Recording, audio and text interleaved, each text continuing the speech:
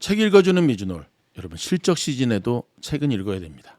제목 경기 사이클의 전환을 알려주는 징후. 질문 그래도 바이든 행정부의 재정 지출은 이어지고 있습니다. 인플레이션 감축법에 따라 수천억 달러의 보조금이 23년 4분기부터 집행될 것이고 24년 11월 대통령 선거를 앞두고 더 많은 돈이 풀릴 것으로 알려져 있습니다. 바이든 대통령은 대선을 앞두고 어떻게든 돈을 더 쓰려고 하겠죠. 최근 미국 경제를 보면 비거주형 건설 지출, 기업 설비 투자 등이 굉장히 좋은데요.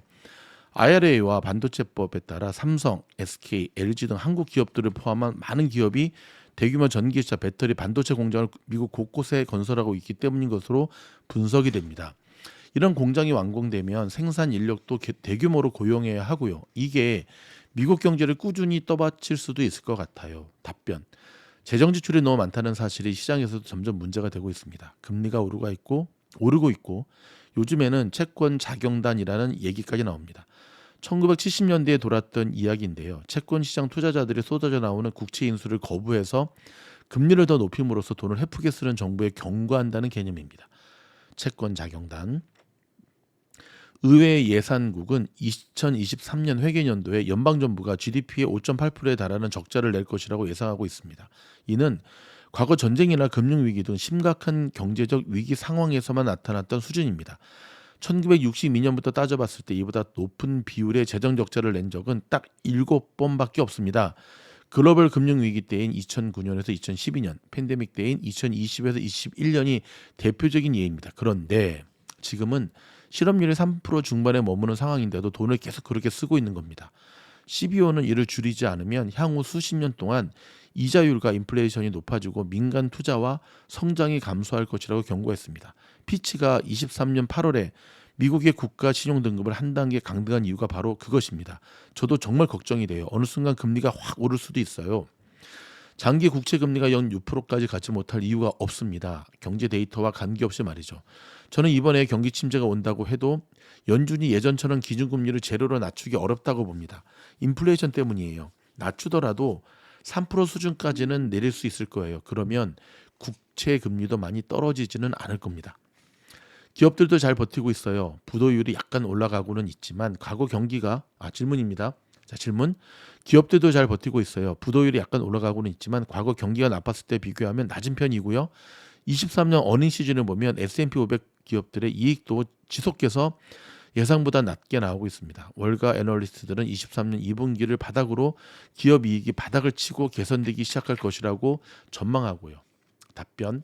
미국의 기업들은 지금 현금이 넘칩니다. 통계를 보면 기업의 보유 현금 수준이 1945년 이후 최고입니다. 구글 같은 곳은 2021년에 시장 금리가 매우 낮았을 때 10억 달러를 아주 낮은 금리에 빌렸어요. 돈을 빌릴 필요가 없는 기업인데도 말이죠. 그 돈을 은행에만 넣어 놓았어도 지금 상당한 이자 소득을 얻고 있겠죠. 그래서 기업들이 직원들을 해고하지 않고 인력 비축을 하고 있는 것일 수도 있습니다. 경기 둔화로 근무 시간을 좀 줄이고는 있지만요. 그러면 직원들은 돈을 좀 적게 벌겠지만 소비를 못하지는 않을 겁니다. 저는 2023년 4분기에는 경제 데이터가 나빠질 것으로 보지만 만약 그렇지 않다면 연말에는 주식이 랠리를 이어갈 수도 있다고 봅니다. 질문. 경기가 둔화해서 경기 사이클 후반 즉 침체를 향할 때 봐야 하는 데이터들에 대해서 말씀해 주셨습니다. 그런데 경기가 침체에 들어갔다고 나올 때를 포착하는 것도 투자 타이밍을 잡는 데 매우 중요할 것 같습니다. 경기 사이클이 회복되는 때 즉 새로 사이클이 시작되는 때를 포착하려면 어떤 데이터를 보면 될까요? 답변. 경기 사이클이 후기에서 초기로 전환되는 신호를 찾아내려면 데이터가 아니라 시장을 보는 게 가장 정확하다고 생각합니다. 통상 경기가 살아나기 전에 주식시장과 하이힐드 채권 시장에서 먼저 바닥이 만들어지기 때문입니다. 그걸 열심히 지켜봐야 합니다. 저는 하이힐드 채권 시장에서 먼저 스프레드 즉 국채와의 금리 차이가 줄어드는 게 중요한 신호라고 생각합니다. 경기 침체 때는 하이힐드 채권을 발행한 정크 등급 기업들이 부도가 늘어나기 때문에 국채와 하이힐드 채권 간의 스프레드가 굉장히 커지는데요. 경기가 회복될 조짐을 보이면 그렇게 벌어졌던 스프레드가 좁혀지기 시작합니다. 비슷한 시기에 주식시장도 바닥을 칩니다. 그리고 나서는 주가가 빠르게 오르기 때문에 그때가 위험자산을 매수할 타이밍인데요. 사실 그런 시점을 정확히 딱 알아채기는 쉽지가 않습니다. 경기가 계속 나쁜데도 시장이 먼저 경기 회복을 예상해서 좀 더 일찍 움직일 때가 많습니다. 지난 2008년 글로벌 금융위기에서 회복하던 때도 그런 일이 있었습니다. 2008년 9월 리먼 브라더스가 파산하면서 주가는 폭락하고 하이드 스프레드가 크게 벌어졌어요. 그런데 하이드 채권 시장에서는 2008년 12월부터 스프레드가 좁혀지기 시작했습니다. 하지만 그게 바닥이 아니었고 스프레드는 다시 벌어졌죠. 결국 2009년 3월에 주식시장이 바닥을 치고 나서 진짜 바닥이 만들어졌습니다. 질문. 2022년부터 채권 수익률 곡선의 역전 현상이 나타났습니다. 미국채 2년물 수익률이 10년물보다 100bp 넘게 높아졌죠.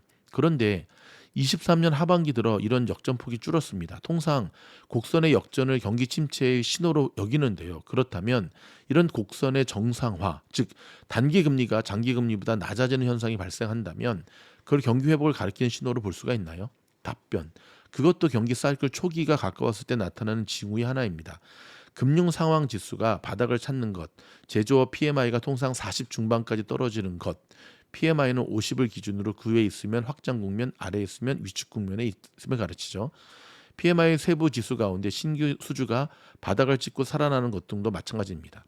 신규 수주의 경우 통상 3개월 이동 평균이 저점을 만드는 걸 경기 사이클을 회복하는 징후로 해석합니다. 사실 그 밖에도 여러 가지가 있습니다. 그런데 매일 트레이딩 하는 사람이 아니면 사이클이 초기로 바뀔 때를 찾는 건 조금 늦어도 괜찮습니다. 경기가 회복되기 시작하면 그 경기 사이클이 통상 5에서 7년씩 가니까요. 조금 늦게 사도 돈을 벌 수가 있습니다. 질문. ISM의 제조업 PMI를 보면 40 중반까지 떨어진 뒤에 24년 하반기에 조금씩 올라오고 있습니다. 그것만 본다면 주식을 사야 하는 건 아닙니까? 답변. 맞아요. 제조업은 22년 4분기에 침체에 빠졌다가 지금은 바닥을 만들고 조금씩 회복하는 것 같습니다. 그래서 정말 경기 침체가 오느냐 아니면 순차 침체가 온 것이냐 하는 논쟁이 있는 거죠. 제조업은 한참 둔화해서 이제는 회복할 때가 됐습니다. 그 사이 생산이 감소하면서 재고가 많이 비었기 때문에 이제는 다시 생산해서 재고를 쌓아 놓아야 할 때죠. 그런데 과거에는 서비스업이 이때쯤 벌써 꺾였지만 지금은 꺾이지 않고 계속 버티고 있습니다. 좀 모호한 상황이죠. 질문. 그렇군요. 다시 경기 사이클 얘기로 돌아가서 초기 사이클에서 주식 등 자산 가격이 크게 오르는데요. 그 다음 단계인 중간 사이클은 어떤 일이 발생합니까? 답변. 중간 사이클은 경제가 본격적으로 회복되고 주식시장에서는 시장의 폭이 넓어지는 시기입니다. FCI도 계속 좋아지고 PMI도 올라가겠죠. 그런데 미드 사이클은 중요하지 않다는 게 포인트예요. 미드 사이클이라는 걸 딱히 찾아내서 확인할 이유가 없다는 얘기입니다. 중요한 건 사이클이 후기로 가는 시점을 잘 알아채는 거죠. 그때는 경기가 달아오르고 인플레이션이 높아지기 때문에 연준이 인플레이션을 잡기 위해 기준금리를 올립니다. 그러면 채권 수익률 곡선은 역전되고 FCI는 점 더 나빠집니다. 그러면 금리에 민감한 제조업 등이 다시 악화되기 시작하죠.